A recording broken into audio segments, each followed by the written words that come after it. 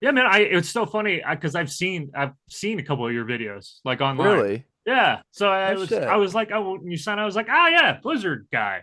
No shit, dude. Yeah. That's flattering, man. Thank you. Oh, you're welcome, man. Keep it up. Nah. Hail the Blizzard. I don't care how I feel. I ignore it. Ignore how you feel. But what's a great metal band, but with a really horrible band? I love the band, but that has got to be one of the dumbest names I've ever heard in my life. Oh, someone spilled water in my fat bag of weed. Some bands that are canceled now and shit. Yeah, But Fuck metal. what is up, everybody? Welcome back to the Blyzzrd Show. That's what we're calling it now. Still no working name, but it's all good. I'm here today with Mr. Greg Burgess from Allegaeon. We're talking about their new upcoming album called The Ossuary Lens, coming out April 4th via Metal Blade Records. Greg, how are you doing today, man? Doing good, man. Doing Good to that's see you. great. Thank you, thank you. Good to see you too, man. It's great to have you on. Thanks again for taking the time to come and talk about the new record. Oh yeah, of Hell yeah. course. So, one of the things I want to point out too with this record, this is the first record in about maybe 10, 11 years or so with the original vocalist Ezra Hayes. Tell me about kind of, getting back in the studio with him and, recreating magic. Did you think there was a dynamic change from how the band was, or did it kind of feel like business as usual? No, it felt like business as usual. I mean, it's super interesting by doing like the press cycle for this. It's like Ezra's been in the band for so Yeah. long at this point. I mean, it feels great because we wanted to kind of have this like huge like return thing, Hmm. and then but we kind of didn't. We just were like the work never really stopped, you know. Right. And so like, I mean, our vocalist turnover lasted at about 15 minutes before like Ezra was like in and we were, off to the next show, So it was super quick and there was like no downtime whatsoever. Um, and at first, it was just a fill in. It's been a while. Yeah. You got to see what life has changed. Not for sure. Everybody's older, so you know, like, do you like this? Do you still want to do this type of thing? Yeah. Uh, and like, yeah, but it was like getting back on stage. I hadn't seen him in years. We'd just been chatting online and we'd been hanging out even before because we were kind of doing this like little side project thing. Okay. Um, just him and I, and then you know, and then I flew into Germany, and there he was, big hug, and then it was just like nothing had ever really happened. They lost all my Nice. luggage. He lent me some socks. It was good. Hey, man. That's a true friend who loaned you them socks. Oh man, it's I, new socks is like the meaning of life. I love new socks. I mean, Oh, okay. I yeah, was my like, apologies. I got my really? Damn. pronunciation wrong. They're never quite as good as when you take them right out of the package. You Yeah, know, no, definitely. They lose it. It's like the car depreciating off the lot. Depreciates by like 11%. true wealth is never wearing the same pair of socks twice, dude. True, true. Once in Oh, dude, I wish. I need new socks. I need to go sock shopping. Alrighty, so I want to talk a little bit about like the first song in the album. So I was able to listen to Ossuary Lens, and it's very moving, but still like super heavy while retaining like the tech deathy side of what you guys have been going on for the past few years, and just also influencing a lot of like melodic elements too. I think I saw in an article recently, you guys referenced it as mellow tech. Tell me about that Yeah. term. Yeah, well, it's kind of I feel really weird about people calling a Legion tech death. And the Okay. only reason I feel weird about that is I kind of feel like it does a disservice to real tech bands. And because Okay. for us it's always been a marriage of tech Mhm. death and mellow death. So Yeah. like the mellow tech thing is kind of like more appropriate for Legion, I feel, because we're not a solid tech death band. Like tech death bands are working way harder than us. Not for um, sure. and I don't know. I just feel bad. I feel bad for them because I just know how hard because we do a little bit, and Yeah. those sections are generally really difficult. And Hmm. but I'm like that's all they do. So I don't want to take anything away from those people. We're entrance level. We're the entrance level tech for people. Entrance level tech. Yeah. Okay. No, that makes sense though. The way you don't want to go and devalue what a lot of those more technical death metal bands are doing, like, the revocations and all of them, who are just absolutely shredding. And not to go and attest to anybody else who isn't as good or as good, but there's a certain terminology that comes to mind when you think of a technical death metal band, and also with a melodic death metal band. Yeah, yeah, and I don't know. I think just there's so many amazing bands out there, and I just feel like they should everybody's like lane should be respected a little bit, you know. No, definitely.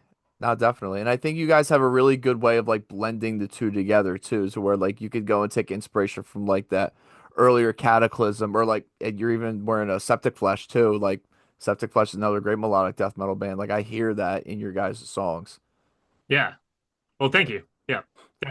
That's quite I do love Septic Flesh. Septic Flesh is great, dude. They'll be here on Wednesday. Oh yeah? So I'm stoked. Not a lot of Nice. bands come to Ottawa. It's kind of No? like the middle of nowhere, so it'll be good. Which is strange. Ottawa's like the capital of Canada. Yes. And Yeah. not too Most many people would bands. say Toronto. Yeah, So no. that's- First single on here, Driftwood, is like super heavy and what do I have as a note here? I have like the worst handwriting. It's heavy and precise, but moving and melodic too. Well, tell me about using that for like the first single on this new release. I think that when Ezra came back, a lot of people had that question: what, like, are you guys going to abandon the clean vocals? Because he never did them Mhm. when he, back in the day before the first three albums, and before that, we were just, we just did screaming, growls stuff, and we just wanted to answer that question right off. If like you see us live, we're still playing the songs with clean vocals. Maybe Michael's doing them. Maybe Ezra's going to sing harmonies. Boo Boo does his share. So it was more like we just wanted to put an end to that question right off. And I think a lot of people were surprised. I think we were surprised too. We just kind of left Ezra to his own devices when we knew he was going to do that. We just kind of like, hey, why don't you have the studio? Because that's a kind of a personal thing. No, He never, absolutely. he had his attitude since he's been back has been really one of a musician. Like he came back, started looking around. He's like, oh, people warm up. Like this is a skill, and that was never when he was in the band the first time. That wasn't really on his radar. So now it's been actually kind of cool to see him kind of like really settle in to like, oh, I'm a musician. I have to, there's Practice, warm up, taking care of it, the maintenance and all that. yeah, and there's the learning aspect too of like him really sometimes when you come back, you think it's going to be, you want to go back and do all the stuff that you did, right? But he has completely been very respectful of all the stuff that we've done while he's been away. So he wants to be able to do all that, and him rising to the challenge has been nothing sort of like amazing to watch. Not, of course, definitely. Especially like going away for so many years, people change over life. Like people have families and kids and husbands and wives. And I think also time is a big factor too when it comes to, spending time away from like people who you were once connected with. Yeah. And you can kind of come back to it later on in life with a new fresh of mind and a new headset, really, a new mindset. Yeah, And more, absolutely. And that's why it wasn't, hey, like join us outright. It was, let's try it out. We'll see. We didn't want to just like jump right in. Just see if, get your feet wet, see if this is for you, No, definitely. Definitely. That 8-string Warlock you have in the Driftwood video is sick. Dude, thank you. Yeah, I have it's right here. This thing it's one of a kind. Oh my God. This is like the only custom shop 8-string in existence, I think. Jesus. From dude. what I've been told. And it's actually really interesting. So this guitar is made from the same tree as Eric Routon's. Okay. And, I was there when Eric Routon's was being built, and yeah, Nice. I mean it's a heavy motherfucker. Yeah, I would imagine. Yeah, and then the only thing that they talked me into this headstock, and it's a tiny bit ostentatious. I Okay. mean, it's just It's when just you get to be pure, a man. middle-aged dude, which is me, sometimes it might be, I don't think I have quite the gusto to pull it off in my mid-40s, but I'm It's all doing it good. anyway. Next question I have is about one of my personal favorite tracks on this album, The Swarm. It's fast, it's intense, it's chaotic. What was the thought process of going to this song? Because it is just a pure maelstrom of madness. We well, it's the next single. Really? Okay, there we go. So, yeah, the Swarm was really really funny how this came about. We were in the UK. We were had a show in Bristol, and the venue was this like boat tied up to a dock, right? Okay. And so it is a really really cool venue, but it is a pain in the ass to load into. There's like barely a backstage. It's an amazing venue, especially when you're like get people to try to like run back and forth. The stage will do this. I mean, it's really really cool. It's the logistics are a nightmare, but it's amazing to play there. Okay. And so we were like huddled in this tiny room, like warming up, and Michael was just kind of going ape shit. The load in, Michael gets very stressed about logistics of playing shows. Okay. So I think he was a little stressed. So he just starts wailing and Just stress shredding. just stress shedding. I mean, that's really what it is. And I was like, that's pretty cool. And he's like, that is pretty cool. So I just filmed him real quick so we would remember it. And that's really how the Swarm came about. And I Nice. think like it's just really about that so much. It's like going to Nam. There's like so much fucking noise. You just want it to shut the fuck up. No, And it's just definitely. that over, you know, This is just oversensitized. overstimulated. Yeah, yeah. It's a song that's basically you being overstimulated. No, definitely. It's a pure just chaotic mess, and I absolutely love it. Playing a show on a boat is crazy, and I can imagine a nightmare of loading in just because like are you probably loading on these like tiny little docks or whatever, like trying to wheel like amps and cab heads and stuff onto it, or is it just It was more like the venue, like you enter the top of the ship, but it goes way deep. They oh, like okay. gutted the ship right for the venue. So Oh, you okay. had to go and down all these steps with all the drums and all the gear, and then also they had a disco loadout. So Mm, it was one of those where it's like you have to get out. We have a disco at the end of the night, and of course it was the UK, so it was pissing down rain, and they're just yeah. throwing our gear out in the rain. And yeah, awesome venue staff, not our favorite people, but They you know, want their disco on, man.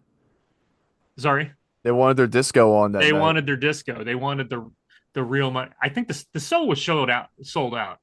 Yeah, So they that could have made plenty of money just letting people hang out and drink, but they wanted to bring in dude, dance crowd so they could that's bring. fair. I mean, hey, listen, those disco nights, those like metal karaoke nights and all, those are like the real money makers for like a It lot of was those. not Like, metal. it was not metal at all, Yeah, no.